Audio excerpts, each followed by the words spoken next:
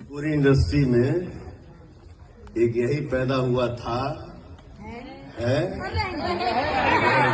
Alien होगा का तू पैदा नहीं खा फिर अवतार ले बड़ो। ये कितने साल पुराने हो या 150 साल से आज बड़ा का धरती पर तू दारू पी के कुछ भी बोलना है उल्टा सीधा।